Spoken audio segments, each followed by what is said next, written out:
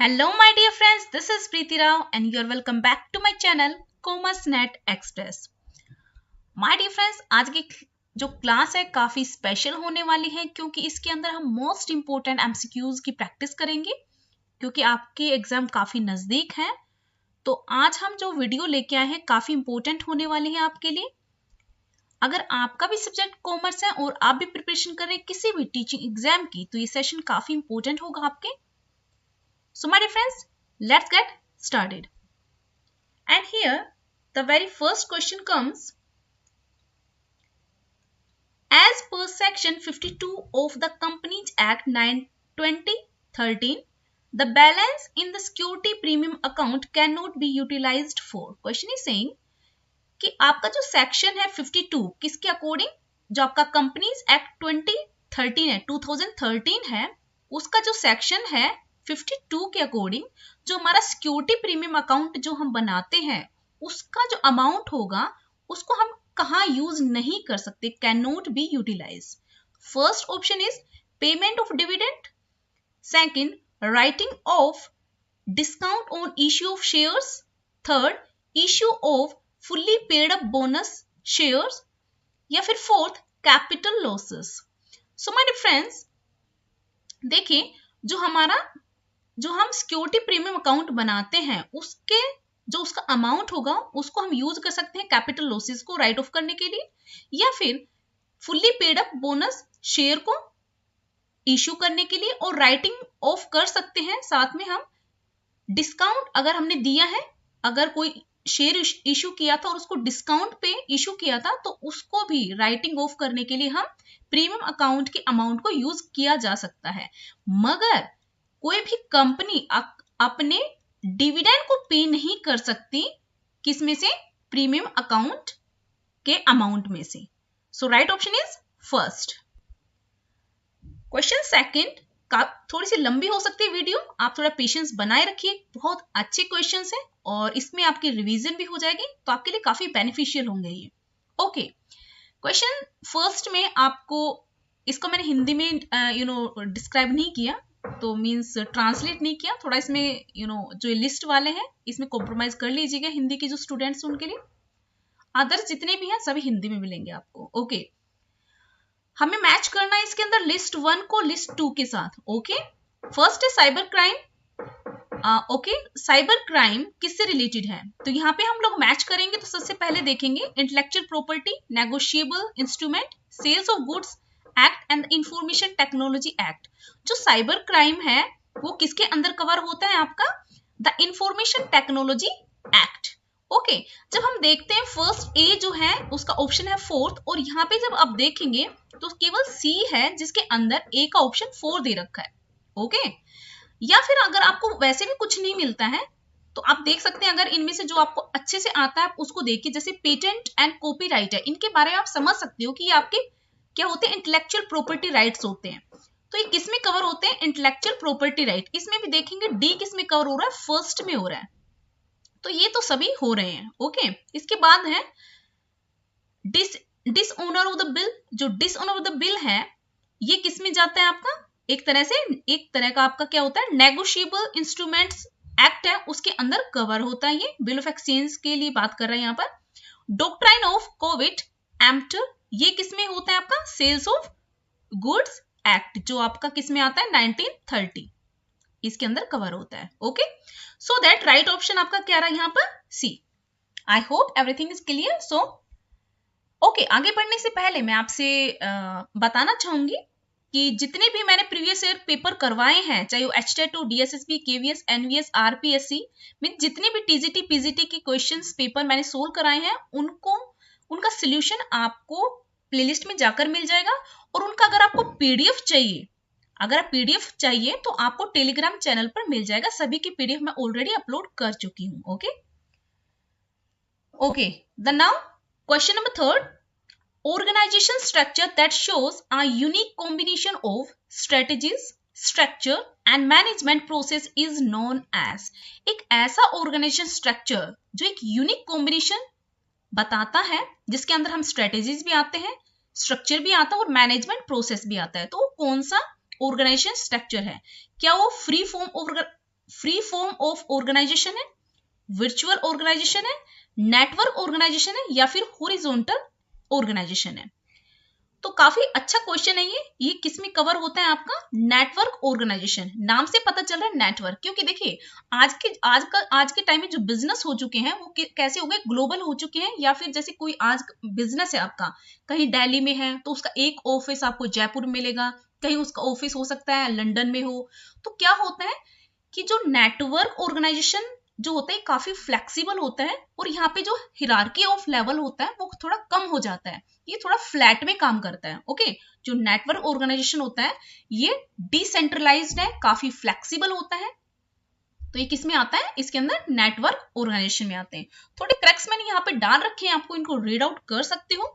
एक network organisation क्या होता है? Newer type of organisation structure है, क्योंकि आज के टाइम में ग्लोबल हो चुका है सब कुछ ऑनलाइन होता है। और जिसको भी जैसे मान लीजिए यहाँ पे एक हेड ऑफिस है दिल्ली में, एक है मुंबई में, तो किसी को आपस में बात करनी है तो कैसे करेंगे? By online. ओके, तो उसकी वजह से सब कुछ आपका नेटवर्क बेस्ड हो चुका है स्ट्रक्चर किसी भी ऑर्गेनाइजेशन का। तो इसके यहाँ पे क्रक्स आप रीड आउट कर लीजिएगा, इसका पीडीएफ आपको मिल जाएगा आपके टेलीग्राम चैनल पर। Okay, now the next question is fourth.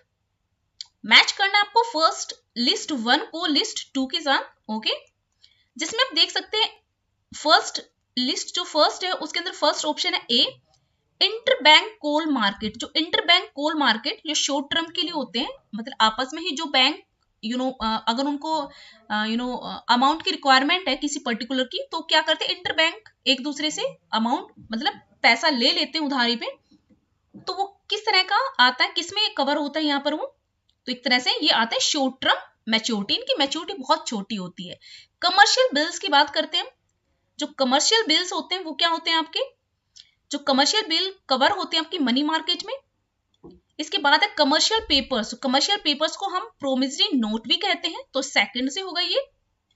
इसके बाद है ट्रेजरी बिल। ट्रेजरी बिल्स जो होते हैं वो कौन इश्यू करता है? आरबीआई करता है। किसके बिहाफ पर? गवर्नमेंट के। तो ये गवर्नमेंट के पेपर होते हैं, ये भी शॉर्ट टर्म के लिए होते हैं। तो यहाँ पे सकते हैं डी किससे मैच हुआ है? फोर्थ से, और डी यहाँ पे हो रहा है आपका। So that right option is B.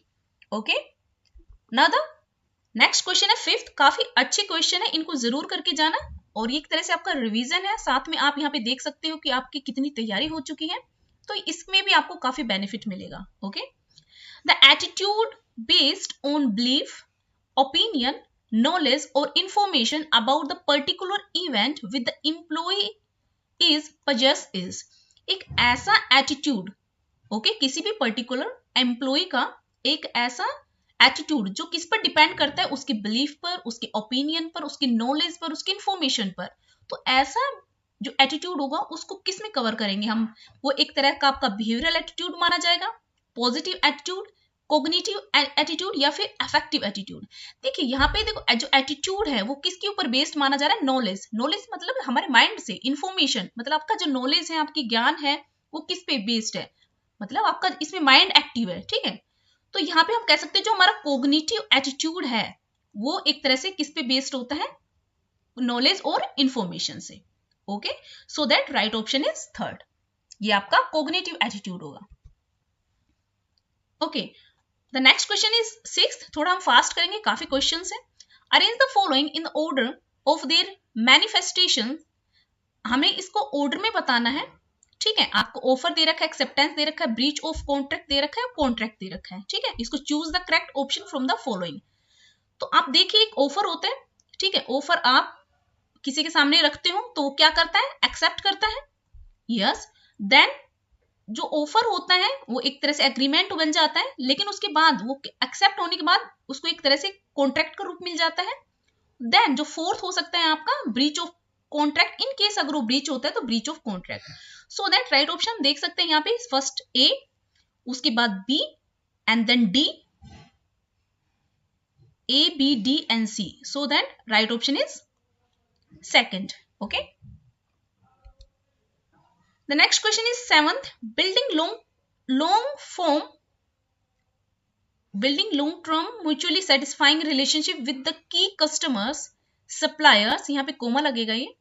Okay, customers, suppliers and distributors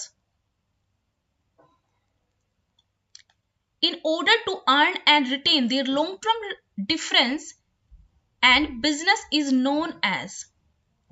I think इसकी लैंग्वेज थोड़ी कुछ ज्यादा ही गड़बड़ है। इसमें कह रहे हैं लॉन्ग टर्म, जो हो सकता है मेरी टाइपिंग थोड़ी मिस्टेक हो गई होगी, हम लोग बिल्डिंग कर रहे हैं लॉन्ग टर्म रिलेशनशिप किसके साथ, हम क्यों करना चाहते हैं, कस्टमर के साथ, सप्लायर के साथ और डिस्ट्रीब्यूटर के साथ। क्यों? क्योंकि हमें उनके साथ अच्छा रिलेशन रखना है लॉन्ग टर्म के लिए। तो इस तरह के मार्केटिंग को क्या कहते हैं? क्या वो रिलेशनशिप मार्केटिंग होती है, सोशल मार्केटिंग होती है, निश मार्केट होती है, सर्विस मार्केटिंग होती है? जब आप रिलेशनशिप बना रहे हो, कोई भी बिजनेस है, अपने चैनल्स के साथ अगर रिलेशनशिप बना रहा है, मेंटेन रख रहा है, क्योंकि उनको लॉन्ग टर्म के लिए, लॉन्ग टाइम तक उनके साथ काम करना है, तो किस में माना जाएगा आपका? Relationship marketing. Okay, so that right option is first. Okay, this is the practical question. A company issued 10% irredeemable preference share. The face value per share is 100, but the issue price is 95 rupees. What is the cost of preference shares? Okay, question क्या पूछ रहा है आपसे कि company है जिसने issue किए irredeemable preference share, एक का प्राइस था, फेस वैल्यू बता रहा है 100 रुपीज का था उसका फेस वैल्यू, 10% उस पर इंटरेस्ट रेट मिल रहा है, लेकिन उसको इशू किस पे किया गया है? डिस्काउंट पर। हम देख रहे हैं कि यहाँ पे 100 रुपए की चीज थी और 95 में इशू की गई है, तो मतलब यहाँ पे 5 रुपए का डिस्काउंट मिल रहा है। ओके, और इंटरेस्ट कितना दिया जा रहा है? 10%। डेफिनेटली जो हम डिविडेंड मिलता है इसके ऊपर, तो किस पर मिलता है? उसके फेस वैल्यू पर मिलता है।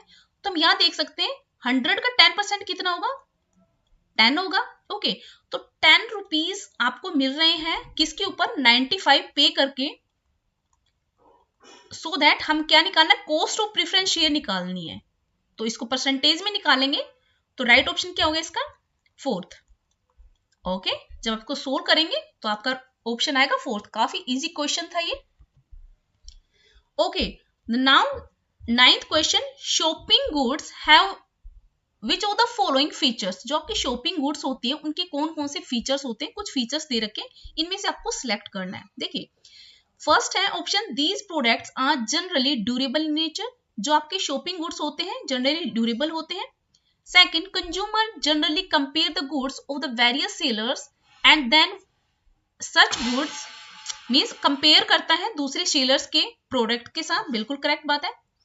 Per unit price of these goods is generally high, और इनका प्राइस होता है जनरली हाई होता है।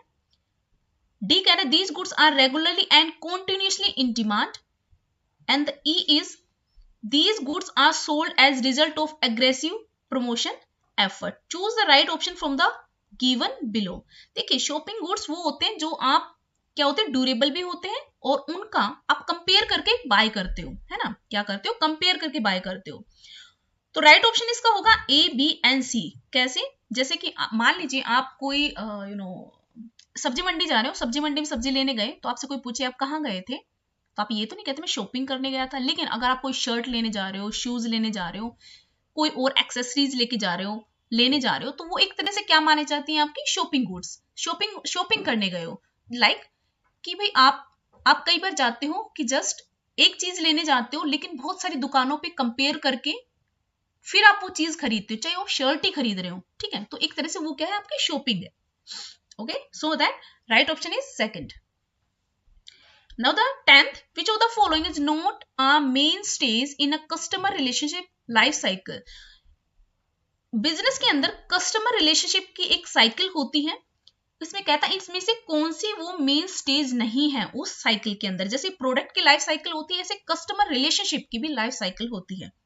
फर्स्ट है customer acquisition, customer development, customer satisfaction, customer annoyance. तो my dear friends, customer acquisition भी आता है, उसके बाद डेवलपमेंट किया जाता है, मतलब उसको रिटेंशन की जाती है उसके कस्टमर की, और उसके बाद अनोयंस भी होता है, लेकिन उसमें कस्टमर का सेटिस्फैक्शन नहीं आता। तो राइट ऑप्शन नोट की बात करें तो कौन सा होगा? कस्टमर सेटिस्फैक्शन इसके अंदर इसके एलिमेंट नहीं है कस्टमर रिलेशनशिप लाइफ साइकिल की। Okay, now the 11th question, quantitative import restrictions that limit the quantity of a product being imported is called। Quantity की बात कर रहे हैं, क्वांटिटी मतलब अमाउंट की। इंपोर्ट रिस्ट्रिक्शन लगाया है किसमें? लिमिट के ऊपर, कि आप एक इंपोर्ट जो इम्पोर्ट टैरिफ होते हैं, इम्पोर्ट टैरिफ लगते हैं, जो हमारे टैरिफ भी होते हैं, नॉन टैरिफ भी होते हैं, लेकिन यहाँ पे टैरिफ की बात करें और नॉन टैरिफ में एक होता है जिसके अंदर गवर्नमेंट क्या करती है, जो इम्पोर्टर होते हैं उनके ऊपर इम्पोर्ट रिस्ट्रिक्शन लगा देती है कि आप पर्टिकुलर चीजें कोई भी इम्पोर्ट कर रहे हो तो आपको सिर्फ इतनी क्वांटिटी में ही इम्पोर्ट कर सकते हो, उससे ज्यादा नहीं कर सकते। तो वो किस तरह का रिस्ट्रिक्शन है, उसको क्या बोलते हैं? तो उसको क्या बोलते हैं? कोटा। ये कोटा टैरिफ होती है। Okay okay, this is the practical question. From है ये। ओके ये आएगा फ्रॉम।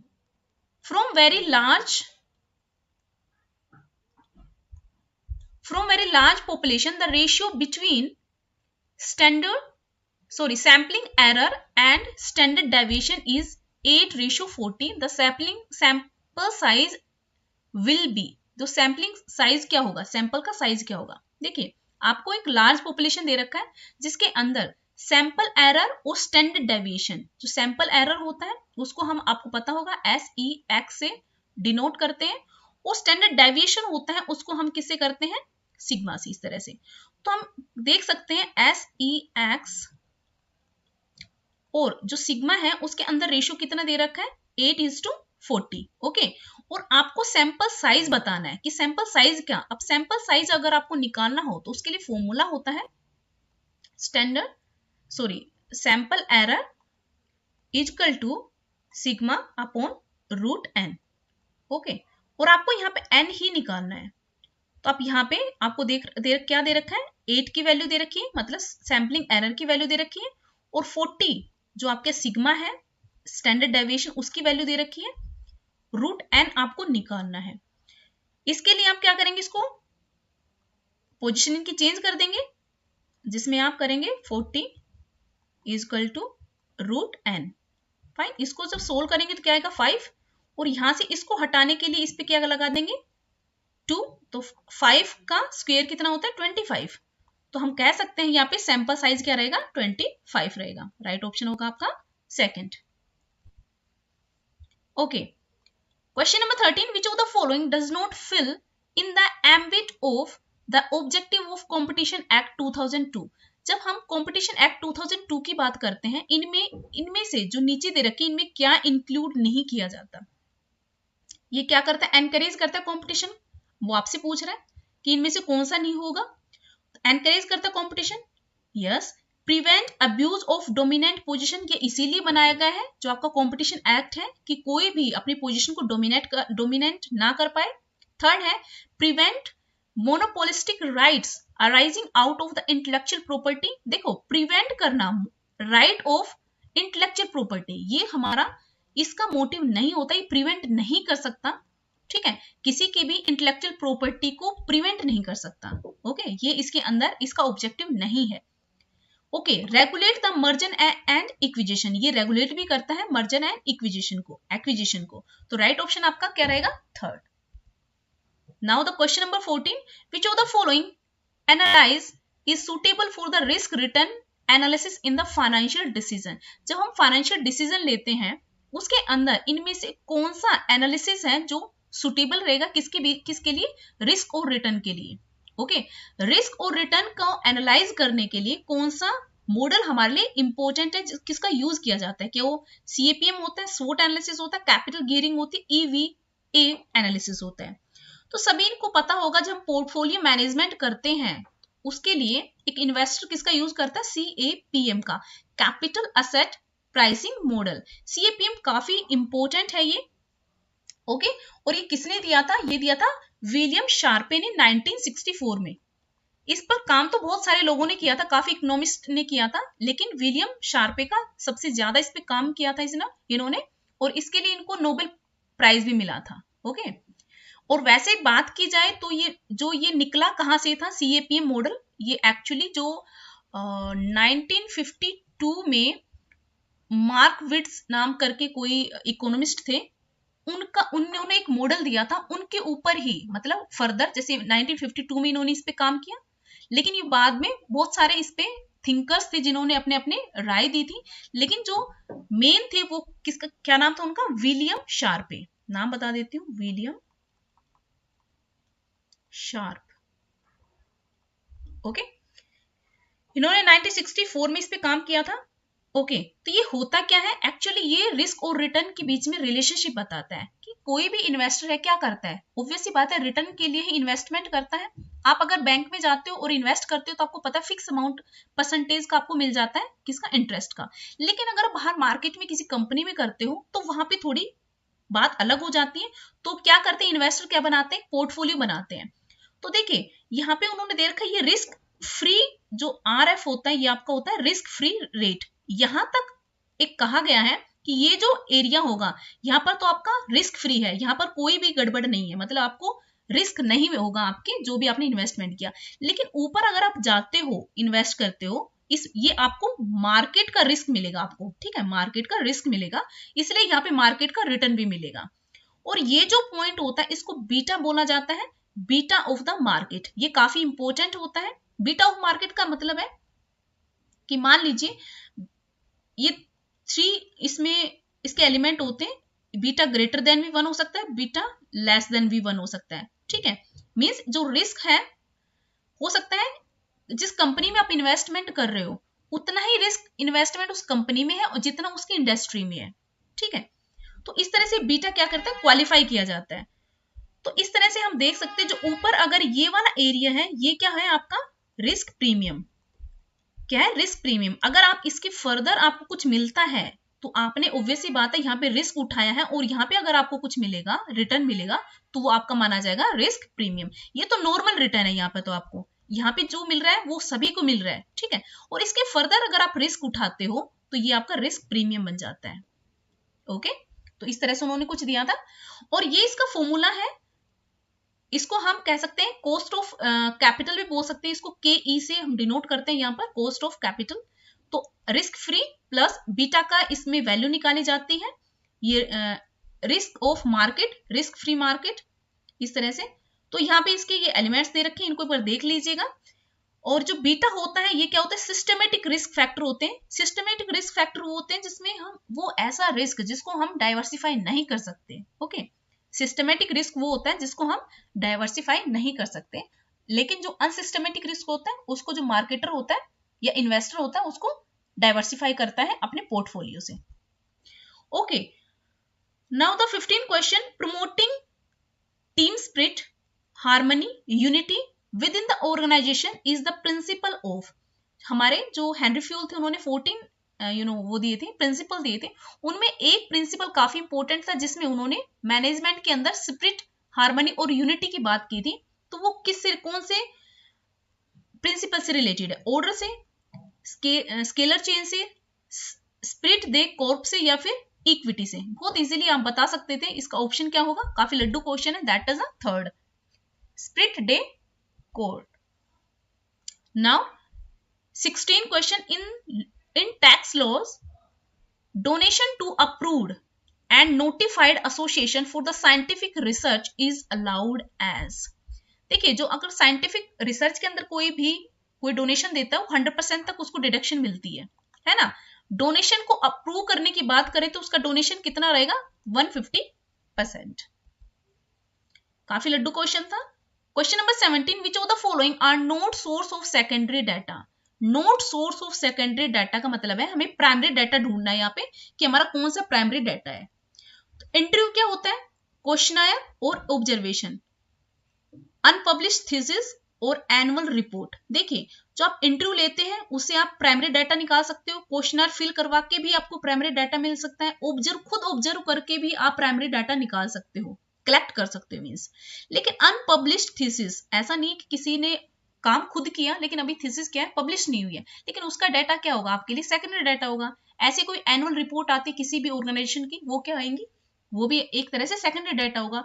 तो हमें कौन सा बताना है जो सेकेंडरी डाटा नहीं है, तो वो प्राइमरी डाटा होगा डेफिनेटली। तो ये कौन से ABNC, ABC यहाँ पे ढूंढ सकते हो जो है fourth. Okay, now the next question is 18. Consumer behavior does not consist which of the following activities। जब हम बात करते कंज्यूमर बिहेवियर की तो इनमें से कौन सा है यहाँ पे जो इसको कंसिस्ट नहीं करता, obtaining, consuming, disposition and producing. जब आप कंज्यूमर बिहेवियर स्टडी करते हो तो प्रोड्यूसिंग, ऑब्वियस सी बात है प्रोड्यूसिंग उससे रिलेशन कोई नहीं है, क्योंकि कंज्यूमर तो कंज्यूम करता है, प्रोड्यूस थोड़ी ना करता है, प्रोडक्शन तो प्रोड्यूसर करता है। तो राइट ऑप्शन क्या होगा? फोर्थ। ओके, नेक्स्ट क्वेश्चन आपके सामने 19, Which of the following are considered non-parametric test? आपके टू टाइप्स के टेस्ट होते हैं, पैरामेट्रिक होते हैं, नॉन पैरामेट्रिक होते हैं। ओके, तो इनमें से कौन सा नॉन पैरामेट्रिक टेस्ट है, ये आपको चूज करना है और करेक्ट ऑप्शन को बताना है। तो माय डियर फ्रेंड्स, जो एफ टेस्ट और टी टेस्ट होते हैं ये आपके पैरामेट्रिक में आते हैं, और नॉन पैरामेट्रिक नाम से ही दिख रहा है, काई स्क्वायर टेस्ट है, क्रूस्कल वैलिस टेस्ट है, और मैन विटनी यू टेस्ट है। ये आपके किस में आएंगे? Non parametric test, ABE। So that right option is first. एक बार देख लेते हैं नॉन पैरामेट्रिक और पैरामेट्रिक होते क्या है। जो हमारे पैरामेट्रिक होते हैं वो उनके ऊपर लगते हैं जो जिस पॉपुलेशन के बारे में हमें ऑलरेडी इंफॉर्मेशन है, मतलब हम जानकारी है, और नॉन पैरामेट्रिक हम उस पॉपुलेशन के ऊपर सर्च करें जिसके बारे में हमें नॉलेज ही नहीं है, हमें उसके बारे में कोई इंफॉर्मेशन नहीं है। ओके, और एक तरह से यहाँ पे स्पेसिफिक अजम्पशन लगाए जाते हैं। अजम्पशन तो तभी लगा पाओगे जब आप उस पॉपुलेशन के बारे में जानते हो, उसकी इंफॉर्मेशन है, और यहाँ पे स्पेसिफिक अजम्पशंस नहीं लगते हैं। ठीक है, तो इस तरह से कुछ आपको डिफरेंस देखने को मिल रहे हैं पैरामेट्रिक और नॉन पैरामेट्रिक में। Now the next question is 20, in which of the following pricing policies of the firm charges higher initial price for the product and reduce it over time as the demand at higher price satisfied? Question कह रहा है वो कौन सी pricing policy जिसके अंदर firm क्या करती है, जब इनिशियली उसको मार्केट में उतारती है अपने प्रोडक्ट को, तब तो हायर प्राइस रखती है, लेकिन उसके बाद टाइम के साथ ओवर टाइम वो क्या कर लेती है, उस प्रोडक्ट के प्राइस को कम कर देती है, रिड्यूस कर देती है। तो उस प्राइसिंग स्ट्रेटेजी को क्या कहेंगे? Peak load pricing, incremental pricing, skimming, या फिर फोर्थ पेनिट्रेशन प्राइसिंग। तो माय डियर फ्रेंड्स, ऐसी प्राइसिंग स्ट्रेटेजी को बोलते हैं स्कीमिंग। स्कीमिंग का मतलब है जब कोई नया प्रोडक्ट, और ये तभी पॉसिबल होता है जब आप कुछ डिफरेंट लेके आते हो, यूनिक प्रोडक्ट आप मार्केट में लेके आते हो और अब तक उसकी कोई कॉपी आई नहीं है, मतलब कोई नकल करके बना लेते हैं ना साथ में। तो इस तरह से क्या होगा, स्कीमिंग होता है कुछ अच्छा आप लेके आ रहे हो, न्यू क्रिएटिव चीज लेके आ रहे हो प्रोडक्ट, और अभी मार्केट में आप उसको लेकर आए हो, लोगों के लिए न्यू है, तो आप कितना भी प्राइस चार्ज कर सकते हो, लेकिन बाद में आपको पता है जब वो प्रॉफिट कमाने लगता है तो उसकी दूसरी कॉपीज भी बनने लग जाती है, उस डिजाइन की या फिर उस सॉफ्टवेयर की या फिर कोई भी शूज की या फिर कोई सूट की, किसी भी तरह की। ठीक है, मार्केट का आपका बहुत अच्छे से पता है क्योंकि आप एक कस्टमर है। तो ऐसा होता है कि पहले कोई नई चीज आती है, बहुत महंगी होती है, धीरे धीरे जब उसके मॉडल दूसरे निकलने लग जाते हैं, अदर राइवल्स आ जाते हैं, एंट्री कर जाते हैं मार्केट में, तो वो अपना प्राइस है डाउन कर देता है। ओके, तो उसको क्या कहते हैं? स्कीमिंग। स्कीमिंग का मतलब मलाई छाटना, निकालना। ओके, क्वेश्चन 21 देख लेते हैं। The retail supply chain does not include, जो हमारी रिटेल सप्लाई चेन है उसमें क्या इंक्लूड नहीं होते? मैन्युफैक्चरर, रिटेलर, होलसेलर या फिर रेगुलेटर। देखो, जो सप्लाई चेन होती है उसके अंदर कोई रेगुलेटर नहीं होते। देखो, इस ऑब्वियस सी बात है, जो मैन्युफैक्चरर से मिडिल मैन तक भी जाता है, मिडिल मैन से चेन हमें नहीं पता, डिपेंड करती है कि बीच में कितने मिडिल मैन है यहाँ पे, फिर होलसेलर के पास जाता है, होलसेलर से रिटेलर के पास जाता है सामान, फिर उसके बाद कस्टमर के पास जाता है। ठीक है, तो कितनी भी लंबी चेन हो सकती है ये। ओके, लेकिन इसमें रेगुलेटर्स नहीं होते हैं। 22nd question, which of the following is an instance of non conventional dumping. हम बात कर रहे हैं डंपिंग। ये डंपिंग किसका है? ये एक्चुअली जो इंटरनेशनल ट्रेड है उसके लिए टर्म है जिसको बोलते हैं डंपिंग। ओके, तो इसके कहते हैं नॉन कन्वेंशनल डंपिंग कौन सी होती है? Sporadic dumping, predatory dumping, reverse dumping और परसिस्टेंस डंपिंग। तो देखिए माय डिफरेंस, जो रिवर्स डंपिंग होती है उसको बोलते हैं नॉन कन्वेंशनल, और जो कन्वेंशनल होती है वो कौन सी होती है, इनके बारे में हम जान लेते हैं। परसिस्टेंस डंपिंग कौन सी होती है? जब एक तरह से क्या होता है, जब एक मान लीजिए कोई चाइना का ही लेते हैं एग्जाम्पल, क्योंकि दुनिया में सबसे ज्यादा एक्सपोर्ट चाइना ही करता है, तो हम इसी का एग्जाम्पल लेके चलते हैं। चाइना को कोई एक्सपोर्टर है या डोमेस्टिक मार्केटर है, वो क्या है प्रोड्यूस कर रहे हैं, ठीक है, और उसके पास ज्यादा मतलब सामान प्रोड्यूस कर दिया और डोमेस्टिक में उसका माल नहीं बिक रहा है, तो वो क्या करता है, क्योंकि उसके पास ह्यूज में उसके पास सामान रह गया है, स्टॉक रह गया है, तो क्या करता है वो अपने यहाँ पे तो क्या करता है, हाई प्राइस पे दे देता है, लेकिन वो जो दूसरी कंट्री में भेजता है उसमें क्या करता है, थोड़े से कम प्राइस में आगे उसको क्या कर देता है, एक्सपोर्ट कर देता है फॉरेन मार्केट में। उसको क्या कहते हैं, परसिस्टेंट डंपिंग। प्रीडेटरी डंपिंग ये एक तरह से लुटेरा होता है काइंड ऑफ। वो क्या करता है, वो दूसरी मार्केट में, दूसरे देश की मतलब फॉरेन मार्केट में जगह बनाने के लिए, क्योंकि वो खुद बड़ा होता है, ठीक है, और जो डोमेस्टिक कंपनीज होती है छोटी छोटी होती हैं, तो उसने पहले से ही काफी पैर पसार रखे हैं। अब उसके पास इतनी कैपिटल है, इतना एक तरह से स्ट्रेंथ है उसके पास, कि वो अपने मार्केट में तो एक प्रोडक्ट को हो सकता है 10 रुपए में सेल कर रहा हूं, लेकिन जो दूसरी मार्केट में उसको नई मार्केट और खोजनी है, तो वहां पे जाके उस प्रोडक्ट को 5 रुपए में बेचना स्टार्ट कर देगा। क्यों करना स्टार्ट कर देगा, क्योंकि उसके वहां जो डोमेस्टिक मार्केटर हैं, वहां पर जो ऑलरेडी प्रोडक्ट सेल हो रहे हैं, उनको उसको खत्म करना है, ठीक है। जब ये खत्म हो जाएंगे तो क्या करेगा, उसके जो प्रोडक्ट था जो भी, उसको क्या करेगा, नए प्राइस में हो सकता है 11 में बेचना स्टार्ट कर दे उसको, ठीक है। लेकिन उसके लिए उसको जो छोटे छोटे जो मैन्युफैक्चरर उनको खत्म कर देता है। जैसे कि जो हमारे ओप्पो और वीवो आए थे, वो स्टार्टिंग में बहुत ज्यादा कम पैसे के आते थे, क्योंकि उनको जो हमारा इंडिया के अंदर माइक्रोमैक्स, स्पाइस वगैरह जो होते हैं, उनको खत्म करना था, ठीक है। तो ये किस तरह की होती है, प्रीडेटरी डंपिंग। स्पोर्डिक डंपिंग क्या होती है, ये ऐसी सिचुएशन होती है जिसके अंदर सेलर के पास अनसोल्ड स्टॉक बच जाता है, ठीक है। तो उसके लिए वो क्या करता है, अपने फॉरेन मार्केट में लो प्राइस में सेल कर देता है, तो क्या होता है, स्पोर्डिक डंपिंग होती है। Okay, 23rd, the social environment of the job affects people and is also affected by them and not by the management alone is the main proposition of, mean नहीं है, main आएगा आई थिंक, मेन। ओके, ऐसे कहते हैं social environment होता है किसका, job का, वो अफेक्ट करता है किसको, एम्प्लॉय को। कहता है केवल जो मैनेजमेंट है वही अफेक्ट नहीं करता किसी एम्प्लॉय को, उसके साथ साथ वो जो खुद एम्प्लॉय होता है वो भी अफेक्ट करता है, और साथ में उसके जो सोशल नेटवर्क है उसके आसपास का, वो भी अफेक्ट करता है एक पर्सन को, एक एम्प्लॉय को। तो ये कौन से ऑर्गेनाइजेशन थ्योरी का मेन पार्ट है, ठीक है। कॉन्टिजेंसी थ्योरी में बोला गया ऐसा, सिस्टम थ्योरी में, क्लासिकल थ्योरी में, या फिर neo classical theory of organisation में। तो देखिए राइट ऑप्शन तो नियो क्लासिकल। इसके अंदर जो आपका human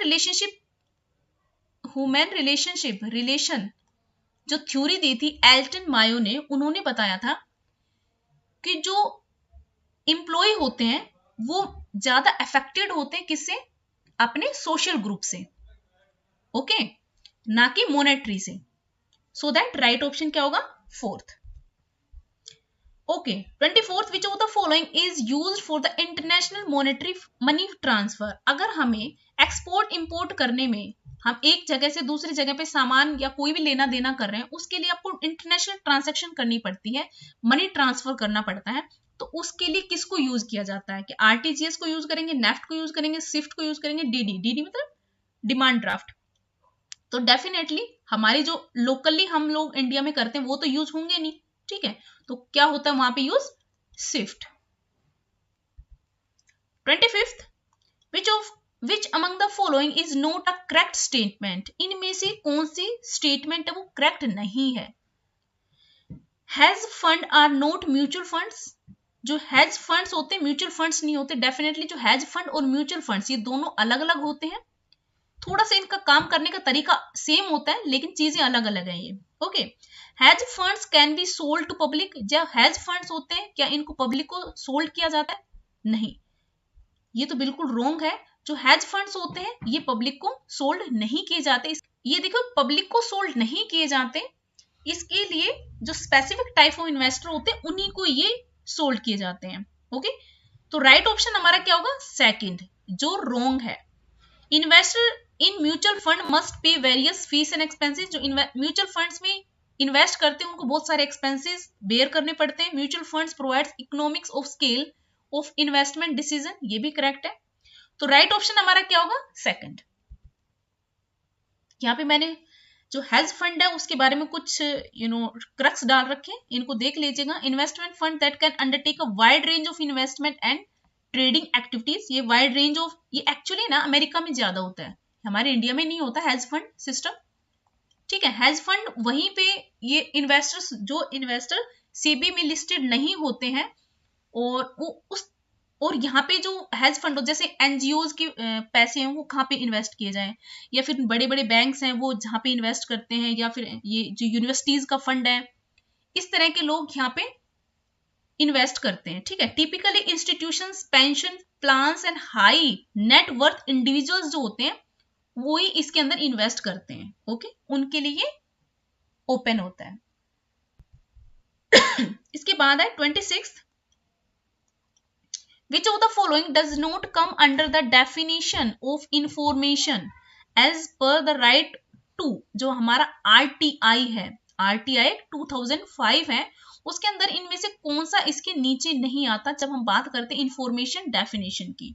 log books, data material held in electronic form, filing noting या सर्कुलर। तो देखिए फाइल नोटिंग है इसके अंदर कवर नहीं होता है, ओके, इसके अंडर नहीं आता है। इसके अलावा लॉग बुक है, data material held in electronic form है और सर्कुलर है, ये इसके अंदर आते हैं।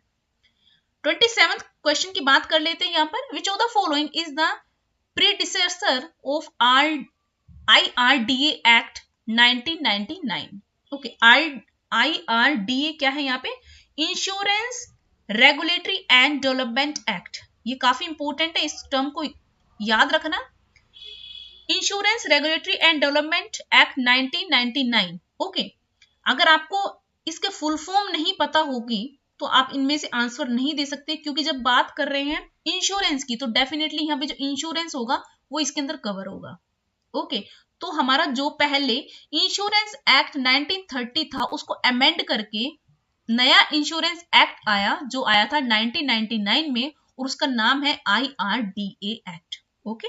पहले पुराना जो था 1938, मतलब जो हमारे आजादी से पहले, इंडिपेंडेंस से पहले जो बना था वो था 1938 में बना था, उसको अमेंड किया गया 1999 में। Fine, okay. Now the next question is 28, which is the most appropriate mode of entry in the international business to enterprise with the little experience of the international market? का यहाँ पे की पॉइंट देखिए, एक business है international market में जाना चाहता है, लेकिन वो एंटरप्राइज है, उसको बहुत ही हल्का कम एक्सपीरियंस इंटरनेशनल मार्केट के बारे में, तो इनमें से कौन सा एंट्री मोड उसके लिए बेस्ट रहेगा? एक्विजिशन करके, ओके। इसके बाद है स्ट्रेटजी अलायंस, जॉइंट वेंचर या एक्सपोर्टिंग। तो देखिए जो फर्स्ट स्टेप होता है इंटरनेशनल मार्केट में घुसने के लिए सबसे इंपॉर्टेंट होता है, और फर्स्ट स्टेप होता है वो एक्सपोर्ट होता है, ठीक है। अगर आप मार्केट में घुसना चाहते हो किसी फॉरेन मार्केट में, इंटरनेशनल बिजनेस में, इंटरनेशनल मार्केट में, तो उसके लिए सबसे इजी है एक्सपोर्ट कर दीजिए। अब सामने वाला जो इंपोर्टर है उसके ऊपर डिपेंड करता है उसको कैसे सेल करना है। जैसे हमारे हैं यहाँ पे जो सेलर होते हैं, जो इंपोर्टर होते हैं, वो क्या करते हैं, चाइना से माल लेकर आते हैं और यहाँ पे सेल करते हैं। तो अब जो चाइना के एक्सपोर्टर हैं उनको कोई सरदर्दी नहीं है कि यहाँ का इंपोर्टर उसको कैसे सेल करेगा, ठीक है। ये यहाँ के सेलर के ऊपर डिपेंड करता है उसको कैसे क्या करना है, ओके। तो राइट ऑप्शन क्या होगा? Exporting is the easiest way to take entry in the international market, okay. The now next is 29th, new reform in the Indian banking system include। हमारे इंडिया के अंदर जो बैंकिंग सिस्टम उसके अंदर कुछ new reforms आए हैं, इसमें से वो कौन कौन से हैं? डिजिटाइजेशन कह सकते हो of bank operations, banking consolidation, borrowing from the government, agency work. बहुत इजीली आप इसको आंसर कर सकते हो। देखिए हमारे जो बैंकिंग सिस्टम है पूरा डिजिटाइजेशन, मतलब पूरा हमारे डिजिटाइजेशन मतलब जो हमारा नेटवर्क ऑनलाइन हो गया सब कुछ, और बैंकिंग कंसोलिडेशन भी हो गया है, लेकिन ये तो है, ये टर्म रिफॉर्म के नहीं है। तो राइट ऑप्शन क्या होगा? A and B. तो यहाँ पे नीचे हम देखेंगे फर्स्ट ये ऑप्शन है हमारा ए एंड बी, ये रिफॉर्म्स हुए। बात कर लेते हैं 30 की। Capital structure and leverage decisions come in the ambit of. जो हमारा कैपिटल स्ट्रक्चर डिसीजन होंगे वो किस में आते हैं? क्या उनको हम इन्वेस्टमेंट डिसीजन बोलते हैं, डिस्ट्रीब्यूशन डिसीजन बोलते हैं, फाइनेंसिंग या डिविडेंड? जब बात करते हैं कैपिटल स्ट्रक्चर की, तो डेफिनेटली कैपिटल स्ट्रक्चर एक कंपनी क्या देखती है भाई, उसको कितना अपने इन्वेस्टर से लेना है जो इंटरनली है, कितना बाहर से उठाना है पैसा, कितना रेशियो रखना है डेब्ट और इक्विटी का, तो कैपिटल स्ट्रक्चर में आता है और वहां पे वो फाइनेंसिंग डिसीजन लेती है। Okay, so that right is financing decision. Question 31, SIDBI वो setup as a subsidiary of IDBI. जो हमारा आईडीबीआई है उसका सब्सिडरी क्या है, सिडबी है। आईडीबीआई क्या है हमारा, industrial development bank of India. Okay, और ये कब फाउंड किया गया था, 1964 में। और 1964 में कुछ और भी हुआ था, अनकटाड, इसको भी याद रखना, ठीक है। अनकटाड और आईडीबीआई 1964 में फाउंड किए गए थे। सिडबी क्या है, सिडबी इसी का ही सब्सिडरी है। यहाँ पे small industrial development bank of India बोल सकते हैं इसको, इसी का ही छोटा पार्ट है ये।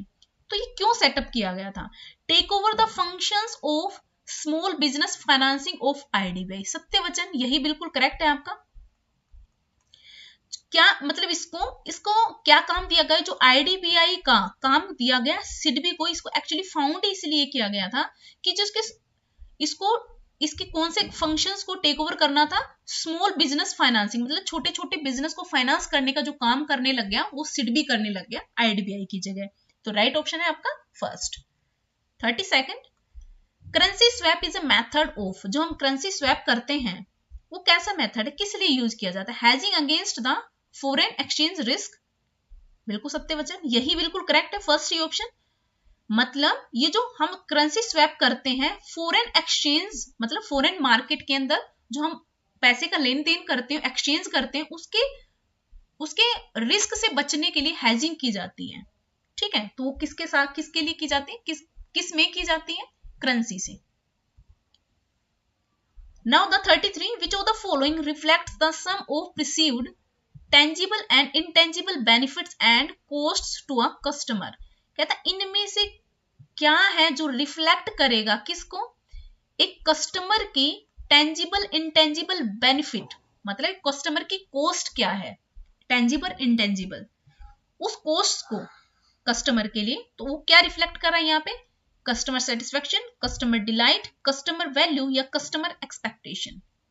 तो डेफिनेटली एक कस्टमर कोई प्रोडक्ट खरीदने के बाद उससे जो उस प्रोडक्ट से जो भी बेनिफिट लेता है, चाहे वो टेंजिबल या इनटेंजिबल परसीव करता है, तो उस कॉस्ट को क्या माना जाता है, वो एक तरह से कस्टमर की वैल्यू बन जाती है, कस्टमर वैल्यू, ठीक है। डेफिनेटली आपने कुछ अच्छा दिया कस्टमर को, तो वो एक तरह से क्या है, आपकी वैल्यू बन गई ना, तो वो क्या हो गई, customer value. 34, after US dollar which of the following currencies has largest weight in determining the value of SDR. जब बात करते हैं एसडीआर की, एसडीआर क्या होते हैं, आईएमएफ के बोरोइंग राइट्स होते हैं एसडीआर में। तो ये जो हमारे एसडीआर होते हैं आईएमएफ के अंदर, उसमें सबसे ज्यादा वैल्यू किसकी होती है, यूएस डॉलर की होती है। लेकिन कह रहा है यूएस डॉलर के बाद वो कौन सी करेंसी है जिसकी सबसे ज्यादा वेट होता है, वेटेज होती है, ठीक है। कोई भी कंट्री है दूसरे देशों की करेंसीज को रखती है, तो सब अगर किसी के पास डॉलर ज्यादा है तो उसका वेट ज्यादा है, मतलब उसकी वैल्यू ज्यादा है। अगर उसके सेकंड पोजीशन किसकी है ये पूछ रहा है, जापानीज येन की है, चाइनीज युआन की है, यूरो की है, ब्रिटिश की पौंड की है। तो राइट ऑप्शन क्या है, थर्ड, यूरोपियन करेंसी है ये, यूरोपियन कंट्रीज का जो एसोसिएशन है उसकी, euro. Okay, now the 35th है आपका, which among the following is not include in the negotiable instruments.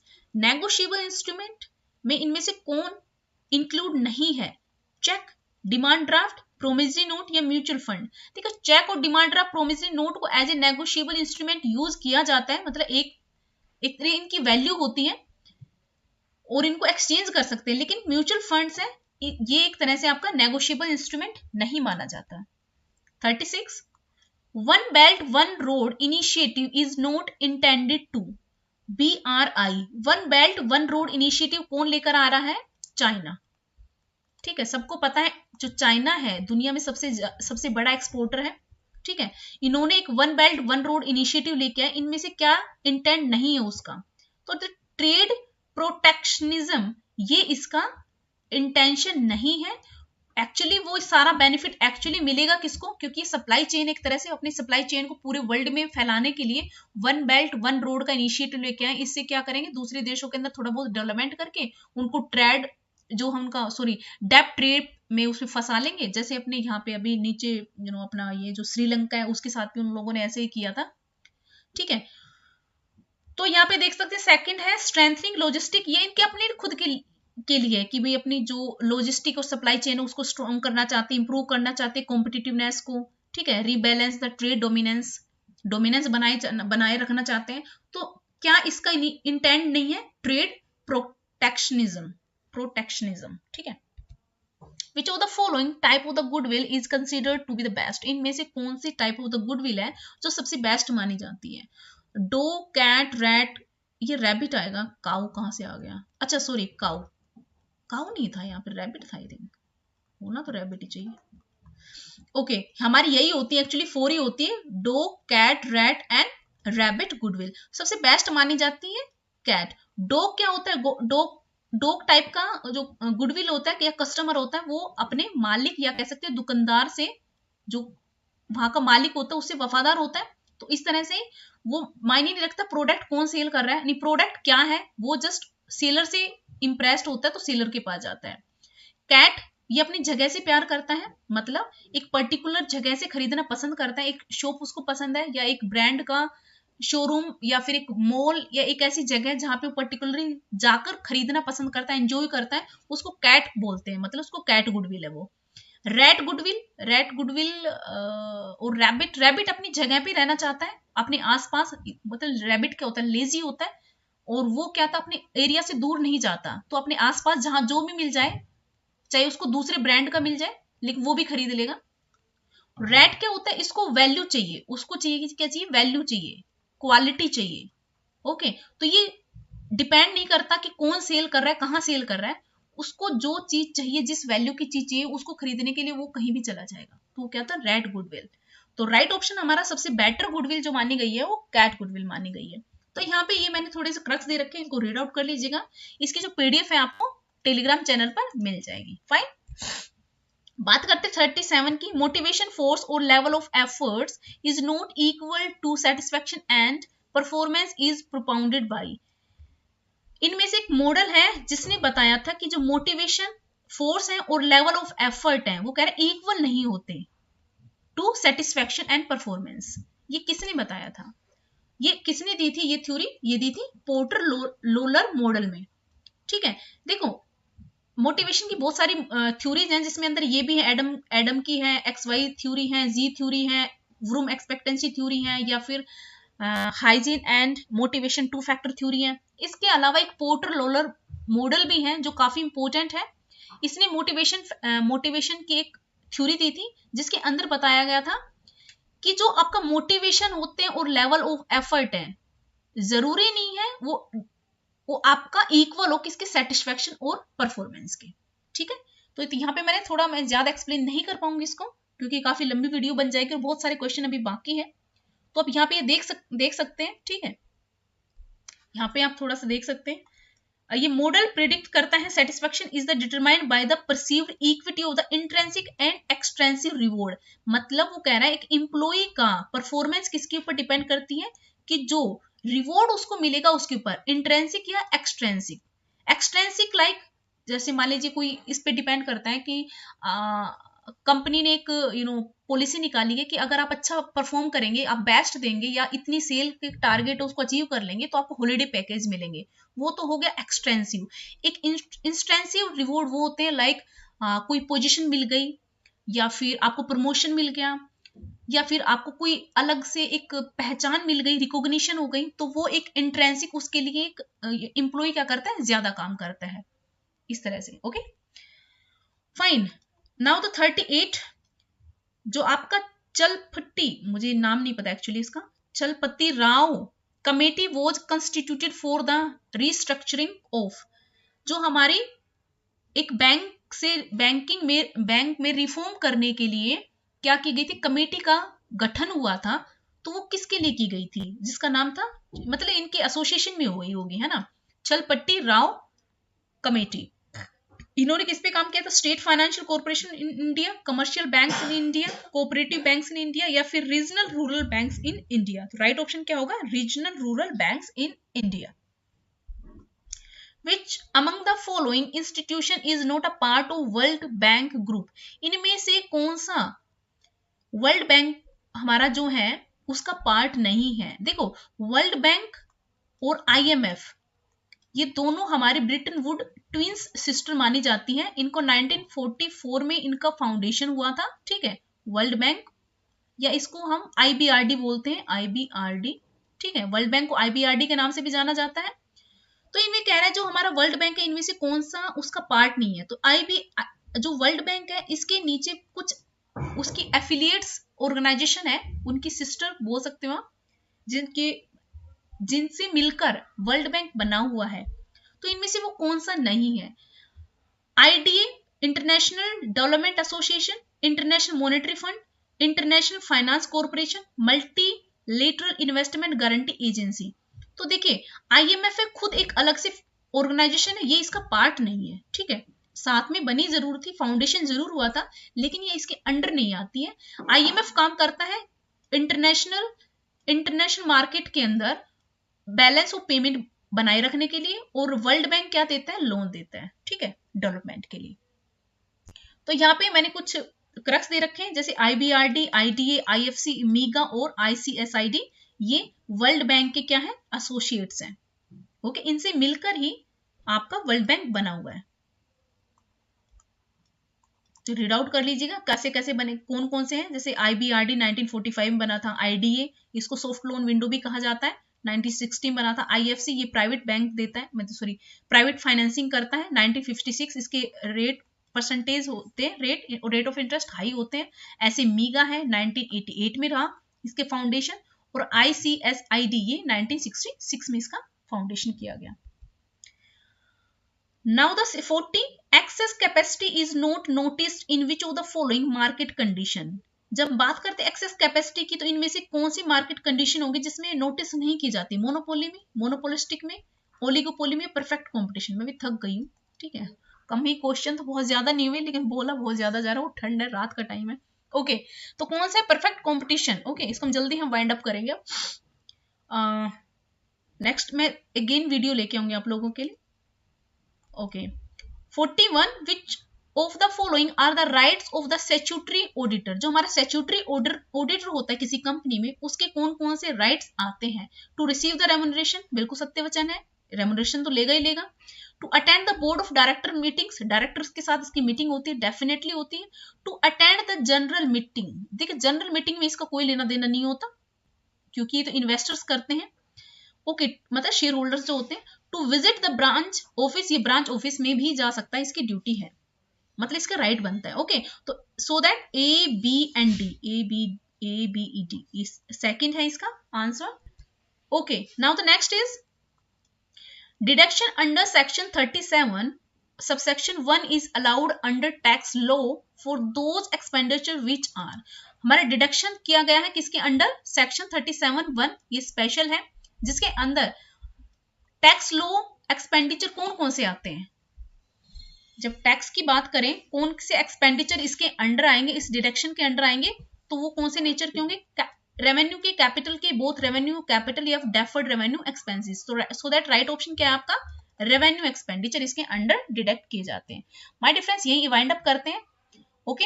This is all about today, thank you so much, good luck, good bye.